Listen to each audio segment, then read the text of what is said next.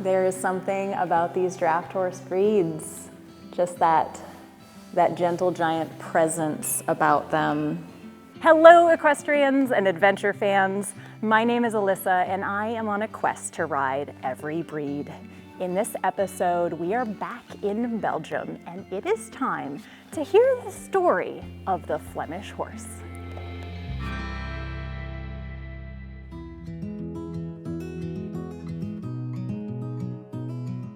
Today we are here at Stal Talpe.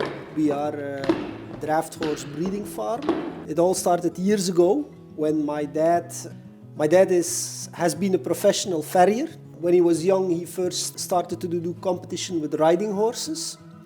But he had so much work with shoeing horses that he could not spend enough time to train them correctly. Being a farmer's son, he came back to the draft horses. And on that certain moment, he was a little bit disappointed because he used the draft horses with the idea to make them work, to drive them in front of the carriage and even thinking on riding them. But he soonly found out that they became too heavy and they were, especially the last years, not bred anymore as a working or as a horse to use. The years 1950, 1960, the tractors came on, farmers didn't need draft horses anymore. So it was in a way to understand that they went away from a really useful horse. It's hard to say, but at that moment they were more breeding them for meat production than really to use them. So he thought, with the Brabant horses being in Belgium, I'm going to try to make crossbreds. And he went to France looking to Boulonnais stallions. And they tried it for some years. And on a certain show, he met a man from Aalst, that is near to Brussels, Jan de Kok, who was a well-known man in the draft horse business. And Jan said to my dad, "Stop with that, Roger, that doesn't make any sense. You will never arrive on where you want to come." He said, "Go to the US. There are so many Flemish horses over there. You need to go there, buy a horse or buy a couple of horses, bring them to Belgium, and then you will finally have what you want." My dad had never traveled further than France or Germany, so going to the US was not a thing that he saw as possible. But with their small organization that they had started up, from Boulonnais crossbreds with Brabants, there were some articles in magazines, horse magazines, even in the newspaper. And there was a lady from close to us here, about 20 kilometers, living in Flanders. She had family living in Canada. And a couple of weeks later, there was a reunion from that small stud book here in Belgium. And they had received a letter from a Canadian man, George Cornelis, from Port Lambton, who said, "People, I can help you. We have the original Flemish horse." And he could write it in Flemish because when he left Belgium, he was old enough that he had taught our Flemish language. And on one day there was a letter that came in with the question, "Roger, come with your family to visit us in Canada. I will help you to rediscover the Flemish horse. We will go to the Amish people." And at that moment my dad said, "If we don't take this opportunity, it will never work." In the spring of '92, we went with the whole family to Canada. We went to see the Amish people in Ohio. And 1 year later, the first stallion came to Belgium, and so everything started up, and we are now about a good 30 years later, and there must be around 1,200 Flemish horses in Europe. The farm where my dad is born is just here about a mile over the hill. Wow. That's where he was born. Oh yeah. my gosh. Yeah. So do you even remember a time without horses, or were you just always around Yeah, horses? always, yeah. My parents had horses when I was born, so there's always been horses. I love it. Victor, kom. Hey, kom jongen, kom. Hou. You? Ja.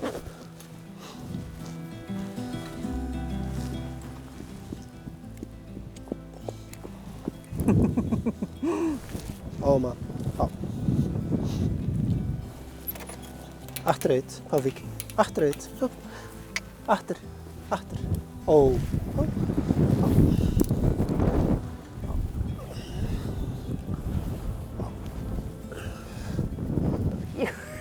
Just so massive. So what do you do with him? We use him for the driving school, for logging, the carriage, tourist rides. Are you serious? Yeah. Oh my He gosh. does. Yeah. The man who rides him the most is Brian Cheffers. He's coming from Australia. He's 80 years old. This summer we are going to Pferdestart in Germany. That's the biggest draft horse event in Europe. And there on the show he will ride. Oh my gosh, he's handsome too.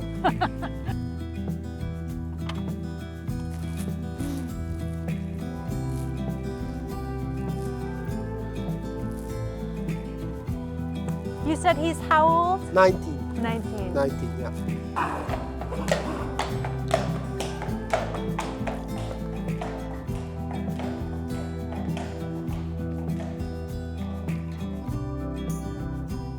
I finished the farrier school in 2000, so I'm about 25 years farrier. I knew before I went there what I started with, because my dad was a full-time farrier. Victor has this size. That's number. Okay, so when you go to work, you might do everything from this to this. Yeah. These are shoes that we pulled off from the last horses we imported. That's the typical American shoeing. Oh my gosh. Yeah. That's hefty. Yeah. This is also the biggest size that I use. Okay. The number 9 for Victor is the biggest size. These are from our last imports from last year in November. Okay. So they come. This mare I bought her in Topeka at the sale in Indiana, and the stallion I bought them private at an Amish farm in Ohio. So the colt is an American bloodline. His father is an American stallion. This is the horse that you can ride. How must I say? If you cannot ride this horse, you need to look for another hobby. Yeah.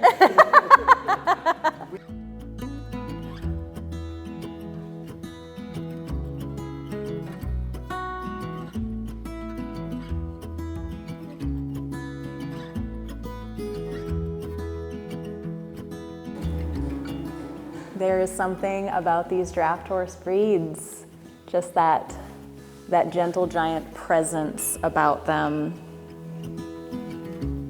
I've been very lucky to be around a lot of different draft horse breeds now, but each one is just so unique. I think he's bigger than the Percheron that I rode. Yep, I think we're officially taller.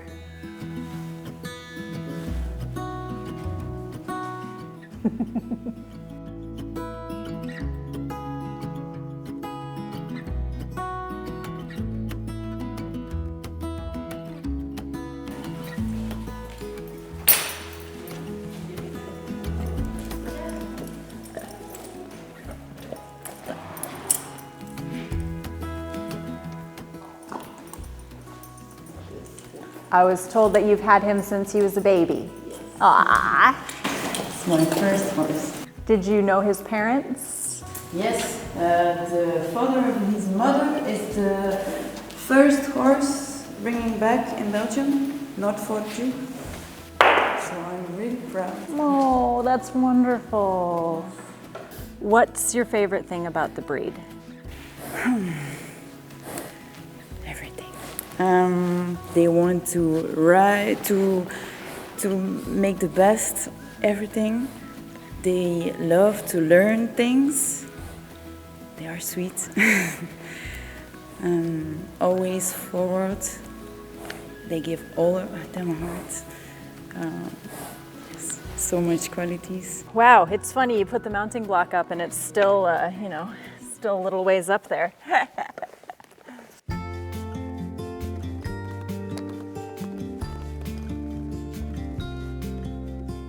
Oh my gosh, you can see the whole world from up here.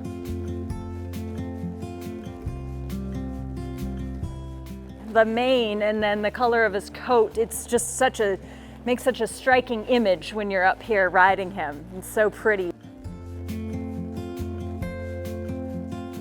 I think at today that a lot of people who don't have the idea to go into the competition, but like they want to ride and drive the horse and even a little bit work him, I think that the Flemish horse there has a big possibility for them.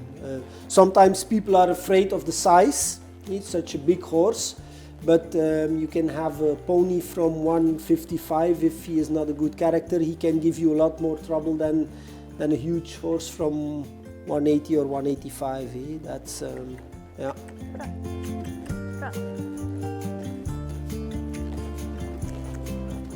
Oh my gosh, his trot is so comfortable.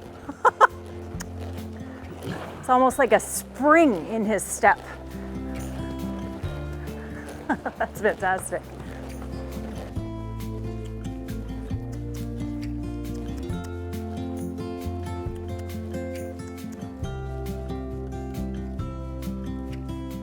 Oh, and he's so responsive. Good boy.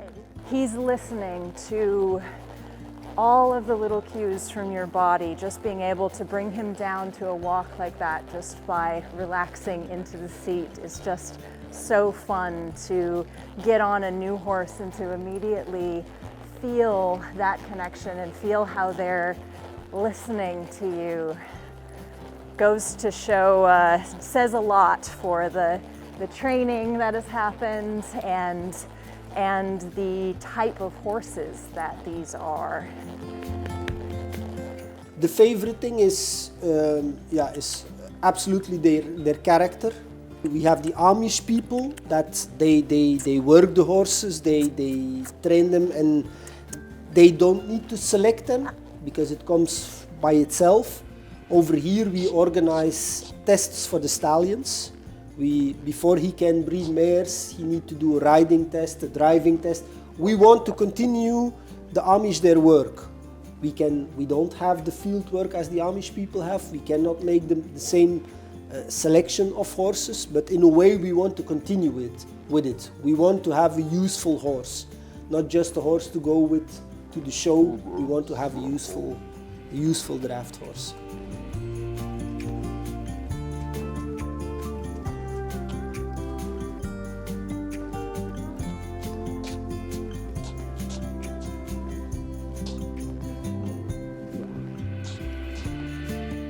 A draft horse is not the best in one special thing, but you can use him for so many different, you can ride him, you can put him in front of the carriage, you could go do logging with him.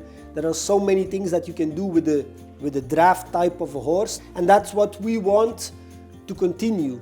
Not just go on one way, say now we want to breed a draft horse just for riding or just for working, to keep them that we can use them for so many things as possible. That's the idea.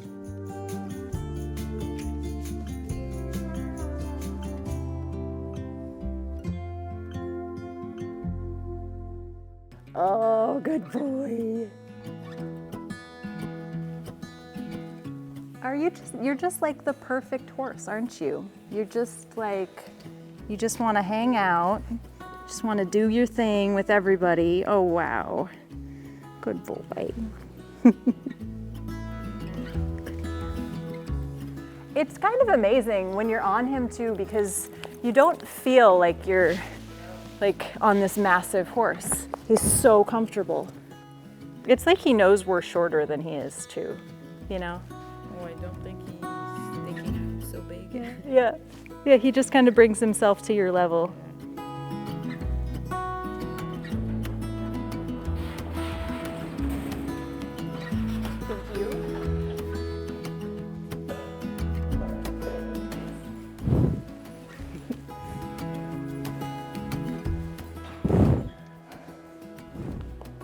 I don't think he'll fit in my suitcase. Thank you all so much for watching and riding along with me. I hope you have enjoyed discovering the Flemish horse and hearing the incredible story about how the breed is here today. Happy riding, everyone. I will see you all soon.